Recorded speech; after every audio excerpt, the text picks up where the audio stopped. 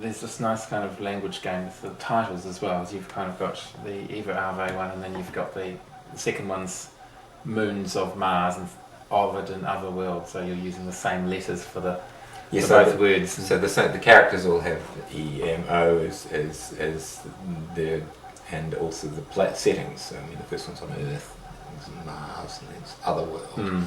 I guess I originally thought of Otherworld as a kind of virtual environment. Because literally there are these virtual environments now. It's slightly more complicated what it actually became. But, Otherworld seems to be a place we're all very familiar with.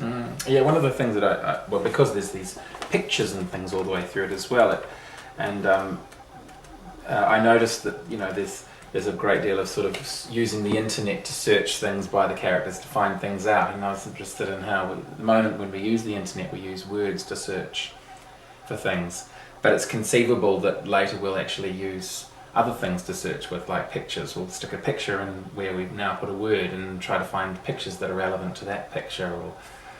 Yes, I remember when I studied Egyptian at university back in the day, or hieroglyphics rather, how the grammar book, it's really difficult when you start off with hieroglyphics to actually sort of look up a dictionary because you don't know what the hieroglyphic means, so you can't alphabetize it or anything.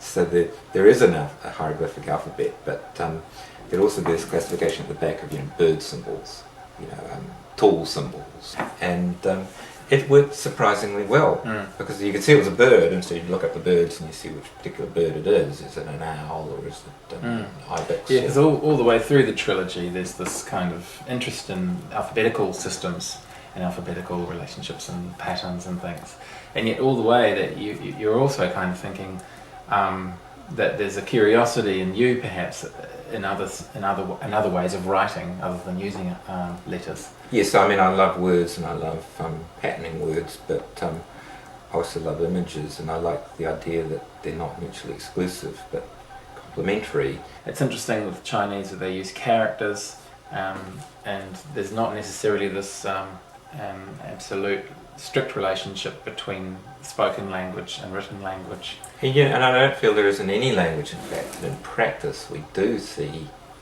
words as visual in certain ways, in certain contexts, but just calligraphy or the style of type you use and so on, it does have a lot. But I guess I just want to lay out the problem and see people's reaction to it. It's not a problem I can solve, but I don't want to live in a world where images are left out or words are left out. I kind of want them to speak to each other, but I also want sound and all the other senses to be represented, however emblematic. This kind of sound effect that comes in all of the books, it seems to come through a lot through this layering of things. Sort of when you have two words sort of crossing each other like that, there is a strange noise that almost happens when you're looking at it. It's buzz that comes off the... Yeah, well of course, Augustine said that when he met Jerome or somebody in Italy, he was amazed because he was the first person he ever met who didn't actually sound his words as he read.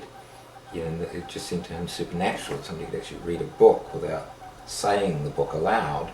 And of course, I think we still do have that kind of double focus when we read, that somewhere in our mind our voice is still sounding the words, but we're so used to the rapid movement of our eyes, and we do so much with our eyes, that even if it's a word we can't pronounce, we can still handle it in the context of the book.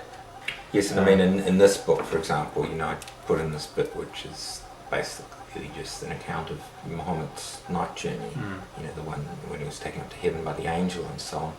And I was just struck by the way the text would have to say peace be upon him every time he said the name Muhammad, because it's blasphemous not to. And but they shorten it, PBUH, so your mind would kind of go through, the acronym.